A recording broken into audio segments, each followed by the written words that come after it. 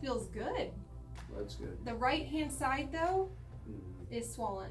You're saying you did have numbness and tingling into here, right? The first two, this finger and this finger. Yep. So the first two. So we call this the 6 shooter. That's how you remember it. So C6 nerve root, 6 shooter. And guess what I feel on the right hand side? A big lump right there. So that's all swollen. Feel that? Mm-hmm. So when you were benching, something happened here where it swelled up. A few days later, I couldn't bench very much weight. Okay, so it just happened a few days later. How much do you bench? I don't know. Like regularly? You just stick some weights on the end. Yeah, that's how You don't count them. No, of course I count. Well, that was easy. Let's put another one on. Yeah, no, it doesn't work quite that way. You said 225 you were benching? Yeah, well, we were doing a close grip bench off. And what's your maximum though? About 2 weeks ago, I did 285 for a set of 5. Most I ever hit, I think, was 325 for a single, like maybe 4 months ago. Does that hurt? You're all right? It doesn't. I mean, it's like You're a okay? little sore, but I'm totally fine. You can handle it, all right. Yeah, that can just feel the posterior arch of C1, and usually you can't feel that. So that's bad. It just means it's misaligned. This is why you hurt the lower neck. Okay, so the atlas is shifted to the right, right? Mm-hmm. But it's also rotated that way to the left. Now, usually when somebody's shifted to the right, they're also posterior on the right. But no, you're shifted to the right and rocked to the left. Rocked backwards on the left. Right here. Relax. Right here. Excellent. Now we're gonna go. I felt that one all the way on the other side. Yes, and that's what I'm saying. Now we gotta go that way with the atlas. Turn chin back for me. Chin back. I gotta tuck this one under. Yep. Atlas needs to rock back under the skull. Gotcha. I got you. Let me get it right there. Relax here. There it is. It was interesting. I felt it like adjust, I guess, diagonally across my neck. Like, felt it pop up here and also felt it down there. Yeah. That's how powerful that move is. Again, this was a right to left maneuver. So you felt it pop here and on this side as I pushed the atlas over. Mm-hmm. But now on this one, you didn't feel it right on the right hand side when I adjusted this side because I was going literally, it's a P to A lift. You know, just means I did my job. As long as you didn't feel it going down your arms. Nope, it's like the worst thing, like ping down into the arms. No pinging. Go ping. Yeah, that was an upper cervical adjustment. I was solely up here in the upper part of your neck. I didn't, where your disc herniation is down here. Mm-hmm. Don't let anybody adjust down there. Leave that alone. Yeah, get that atlas moving. You'll be a lot better.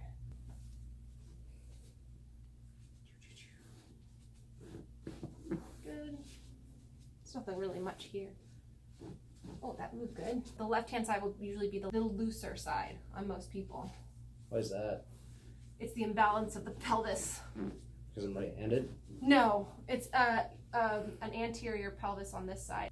Most people, I would say 80% of the population, have a right translated pelvis. But what happens is that side will pronate more and you'll put more weight on the right-hand side. It's from the pelvis. So whether I have it and I'm left-handed. Oh, okay. So it doesn't even... your dominant side, maybe. No. Like when I see dominant side, that's usually like the size of the delt or the size of the bicep muscle. Nick has, this is called just anatomical flat feet. Flat feet, and then there's actually like right where the arch is, there's a little knob on there. Yeah, right here. I guess the doctor said it was an extra bone when I was a kid or something. The same on both sides. So, and you don't have any, it doesn't restrict your ability to walk. Nope. So leave it alone. Believe it or not, when I was a kid, they wanted to like create artificial arches in my feet. Oh no, I'm glad. Like open my foot up and put like titanium in there, and it was like. That's what I'm saying. I've seen that happen to kids. It's a nasty. Oh, it was like surgery. It's 6 months per leg or per foot, and you can only do 1 foot at a time apparently, because you need the other one to try and walk around, or you just wheelchair. I'm so glad your parents didn't do that. Yeah, no, I'd rather deal with just having inserts in my shoes, which I don't even wear half the time now. There we go. Just keep everything moving. That's the name of the game. Keep things that are stuck moving. Leave things alone that are flexible. Leave those weaker, more flexible areas. You don't want to induce motion forcefully into a weaker, more flexible area. causes the area to be unstable.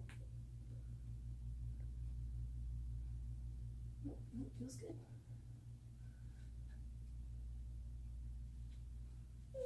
There it goes. Get everything moving. How's your neck feel? Oh, good. Side to side.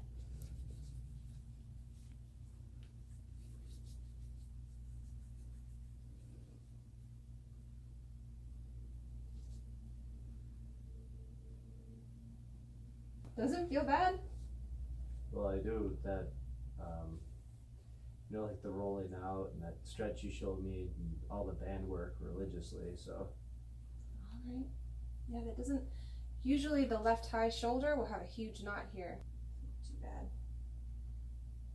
A little bit right there. That's that T1 rib. Cavemen used to get hit over their lungs, up here. So it's just like a little piece of bone that protects the top part of your lung. Interesting. It's right here. People think that this is their ribs, over here or over here. And I'm like, yeah, but this is your very first one right up here. Well, what I'm going to check is see if anything is trapped at all in this whole shoulder girdle. The brachial plexus exits the neck here, goes down into here. So in front of the scapula here, but behind the clavicle. It drops into what they call the thoracic outlet. So I have to check all of the little bones. Well, there's three big ones: the scapula, the collarbone, and the T1 rib. I gotta check those three to make sure that it's not this that's going down into your thumb, because it could be here in your neck, it could be here, it could be here, it could be, you have to follow the whole thing. So I was in Taiwan last early summer, and my best friend and I went to like a massage place there. It's so weird stuff, but anyways, I know. I'm just kidding.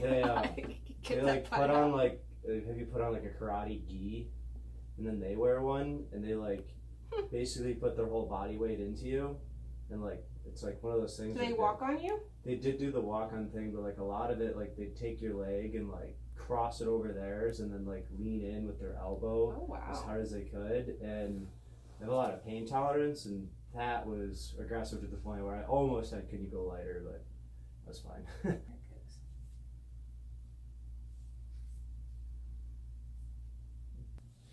The nerves can be pinched at all different spots. So this is a common area right here, right where the lateral aspect of the scapula. See right there, this muscle. This one, right there. If the pecs are tight here, it can also give a pinching sensation that will send nervy kind of feeling into here. But nothing's real sore there? Nope.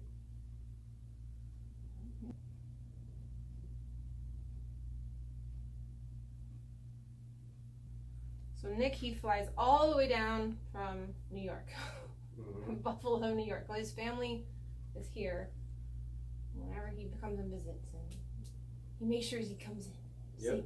What'd you say? You had a guy up there, a chiropractor, that did similar stuff, but he... Physical therapist, everything but chiropractic adjustments, but he's the one that got me on the ART and the Myofascial Release and some of the cupping. Right. He's the one when I had the original bulging disc that rehabbed me. And then you do both, so it's the best of both worlds. But I don't think I've gone for an actual, like, I mean, I haven't like vacation, like spa thing, but actual like massage for rehabilitation or anything like that since I found ART and using the grass and all that. Works way better. I'm almost done. The shoulder girdle is going to be the hardest part for me, the most nitpicky part. I remember once in anatomy, once we learned the hip, it was a piece of cake compared to the shoulder. The shoulder is so complex, so you have to make sure you go through all those angles of the striation of the muscle. And I remember getting to the hip and going, "This is a piece of cake," because the shoulder doesn't really have a socket. It uses the muscle to form a socket, whereas this is like a ball and socket, the hip joint. It has an actual piece of bone that's encasing the hip. The shoulder is like a little cup. And so guess what holds the shoulder together? All of the ligaments and tendons. So I feel like this is so much more complicated than the hip. Just want to make sure it's even. Now the back part of it I have a hard time doing with with the patient seated. I have to put them more prone. All right, that's good. That's good. Now we're gonna go on your stomach. I'm gonna give you something for your face. And you can relax. Forget the camera's there. All right, so a little bit of swelling here on the left-hand side of your back. Mm-hmm. Do you feel more discomfort over here? Yeah, I can feel it more when you push there. But just when I'm pushing, not like... Yeah. I ran on the beach last night and it was a little uneven, so that might be why. I was going to say, your pelvis is really misaligned today. You're usually not that. Yeah, it was, the beach is changing. Yeah, what is going on There's a lot with of the beach? high parts, so I ended up having to, like, run kind of where it was sideways a little bit to get around, like, those big puddles. You get trapped into the shore, so that might be why. It's like there's a river running down the beach. Yeah, and so you got to be careful, otherwise you get trapped. You get trapped, and then you got to go through the water to get... Yeah, so that might be why. Last night I ran out there.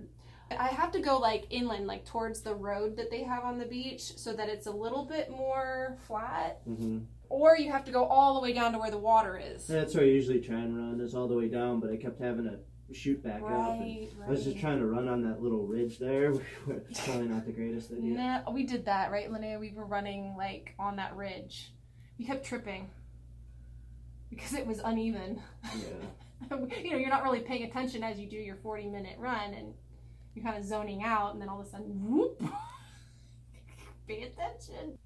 Sometimes they call it T4 syndrome. You can have pain into the arm. It's T1, 2, 3, and 4. And these nerves will sometimes, when they're swelling in here, it will give you a sensation of arm pain. So I'm just checking.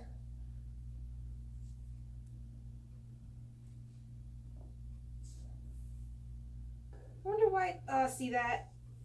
Let's see, feel that right there. That needs to go. Oh, there's another one. It's popping and clicking. Maybe I should adjust you now before I go any further. All right, here we go. I guess it's time. It's time for an adjustment. Deep breath in, all the way out. Good. Again. Good. These already went. Good. Ooh, ooh. Right, that's all it's gonna go. Other shoulder. Deep breath in and out. There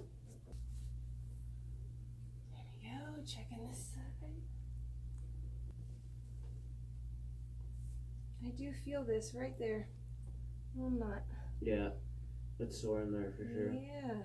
Okay, so I'm going to go back to what my original thought is that it's probably a little bit of that residual disc bulge that you had 5 years ago, mixed with, you know, a slight misalignment, even into your mid-back here. I kind of always think that the neck doesn't really end here, it ends more here. And yeah, so I always check right here to see if anytime somebody has arm pain, like, let's check the mid-back. There we go. Ooh. One more. There it goes. Yes, you had like a little rib out right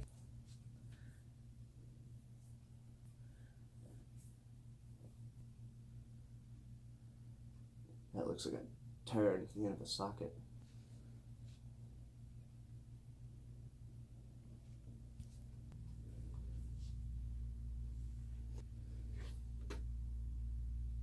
Oh man.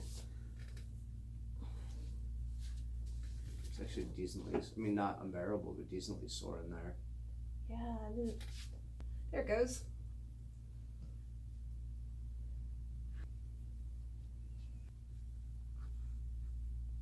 There it goes. Done. What does it feel like? Feel good? Yeah. It feel like it came out? But not? Feels better than what it did. Okay. Oh, I noticed another one up in here. It's hard because you can't pull the muscle taut. You gotta have some slack on it so that you can get in there.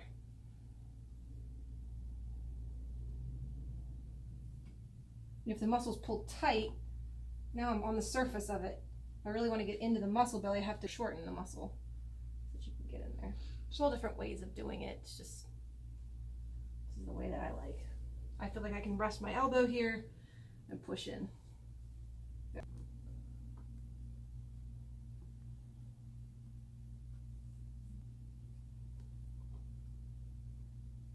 There it goes. That was easy. So after working on a patient like Nick, this is generally nap time for me. If you enjoyed this video and like to see more of them, please make sure to give this video a big thumbs up. You know what to do.